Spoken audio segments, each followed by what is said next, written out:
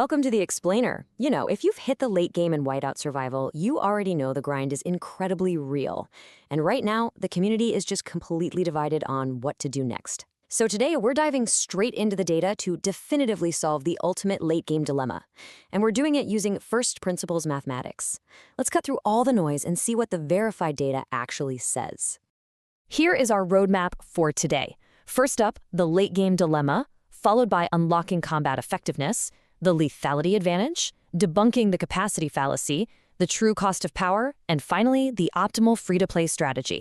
All right, Section 1, the late game dilemma, the crossroads at FC5.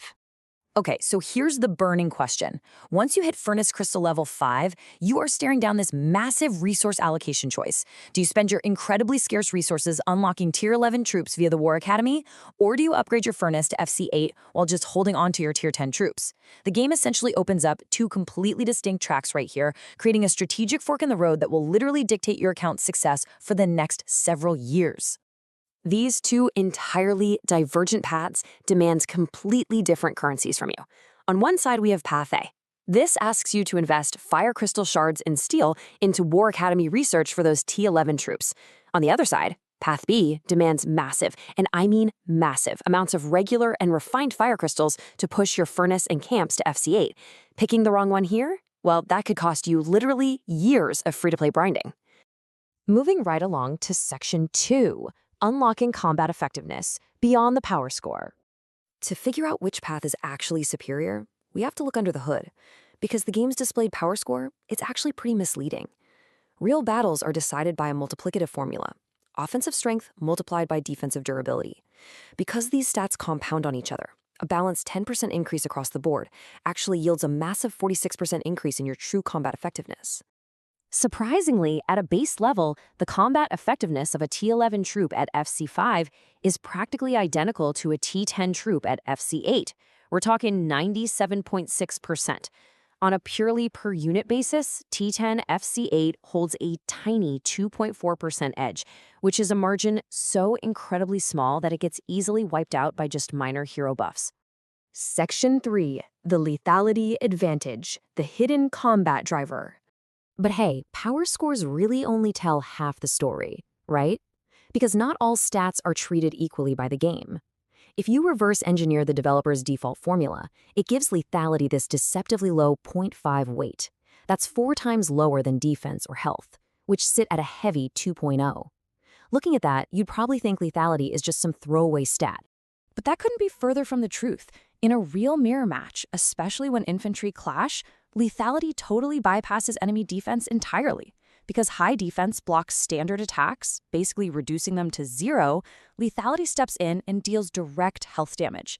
The display formula completely undervalues it, but the actual combat engine, it treats lethality as absolute king. When you visualize how armies wear each other down over time, it mathematically proves that T11 and T10 are at near parity. In a pure infantry mirror match, T10 FC8 wins by a microscopic margin, and that is entirely because of a single extra hit point. But in Lancer and Marksman duels, T11 actually kills T10 faster, so across the entire deployed army, it's virtually a dead heat. Okay, Section 4, debunking the capacity fallacy. Size doesn't always matter. If their fighting power is essentially a tie, we really need to examine the community's absolute favorite argument, that FC8 is better because it unlocks extra March slots. But let's rigorously test that myth. Does a March cap of 300,000 versus 600,000 actually matter if you aren't spending money on the game? The math here completely unravels the capacity fallacy. A standard free-to-play gamer only trains about 2,500 troops a day. At that rate, it takes 120 days just to fill the base FC5 March cap of 300,000. Your army size isn't limited by how many seats are on the bus. It's limited by how fast you can print the tickets. The massive FC8 March limit is completely irrelevant for literally years. Section 5. The true cost of power. FC versus shards. Now we have to look at the actual cost in resources, and this is where the balance shifts entirely. Upgrading your Furnace and camps to FC8 is a brutal chain that requires an equivalent of over 32,000 Fire Crystals. Unlocking T11, on the other hand, costs roughly a third of that, just under 12,400 Fire Crystal equivalents, and get this, that's largely funded by daily steel exchanges which don't even drain your primary stockpile. And when you convert that to time, the difference is just jaw-dropping. Assuming average daily income, you're staring down about 1.5 years to unlock a T11 troop type. But Path B for FC8s, you're looking at an agonizing 7.3 years of constant grinding.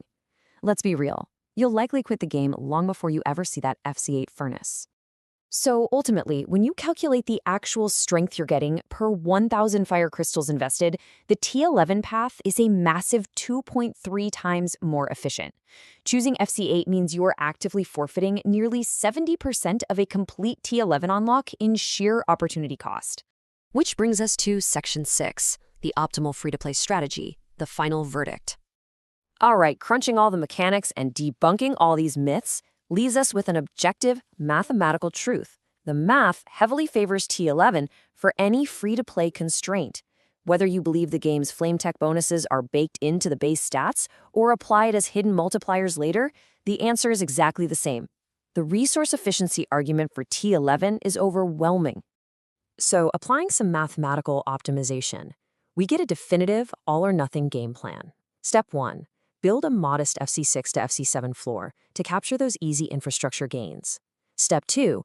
Pause the furnace and aggressively secure T11 infantry through the War Academy. Finally, Step 3.